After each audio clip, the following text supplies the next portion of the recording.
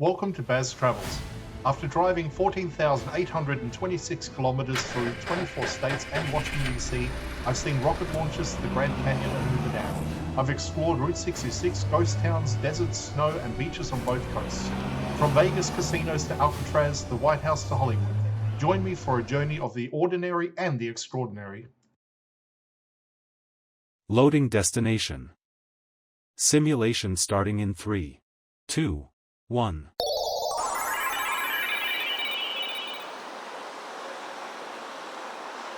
To look around, move your phone or tablet.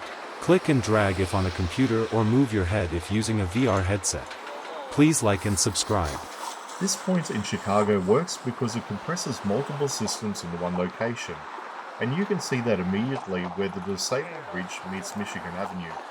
This is not just a crossing, it is a control point where traffic, pedestrians, and river movement all intersect. The bridge itself is a bascule bridge, which means it lifts in sections to allow boats to pass through. That design is not decorative. It is required because the Chicago River is still an active corridor. When the bridge opens, road traffic stops completely, and the river takes priority. That tells you something important about how the system works. Even in a dense urban environment, the river is still treated as a transport route, and the bridge has to adapt to that rather than the other way around.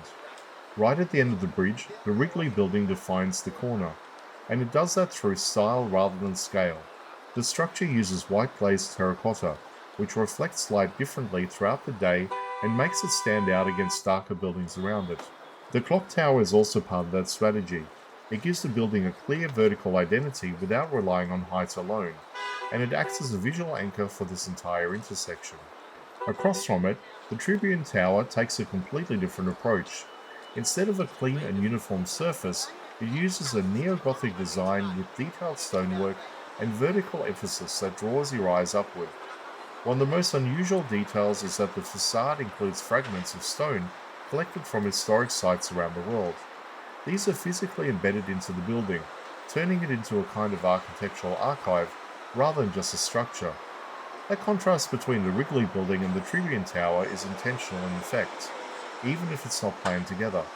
One uses brightness and simplicity, while the other uses texture and historical reference.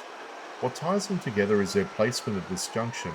The bridge feeds directly into the space, and the buildings frame that movement, creating a defined entry point between the loop and the Magnificent Mile. The river below adds another layer. Boats move through this corridor while people cross above. And that vertical separation allows both systems to function at the same time. This is where Chicago's layered design becomes clear. Street level handles vehicles and pedestrians, the river handles boat traffic, and the surrounding buildings define how the space is experienced visually. The density here is not accidental. This is one of the most valuable intersections in the city, and that value comes from how many systems connect at this exact point. What makes this location effective is that nothing is isolated. The bridge, the buildings, and the river all depend on each other to create the flow that defines this area.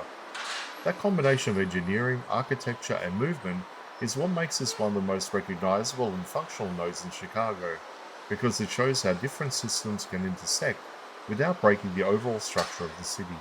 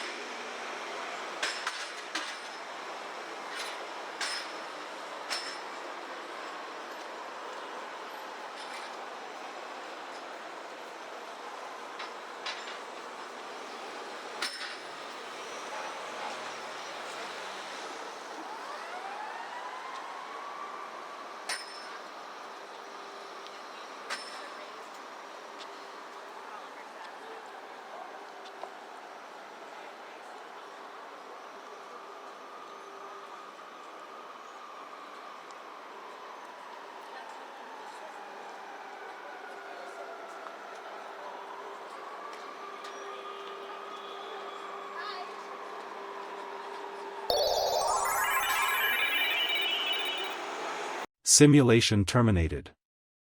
Please comment, like and subscribe.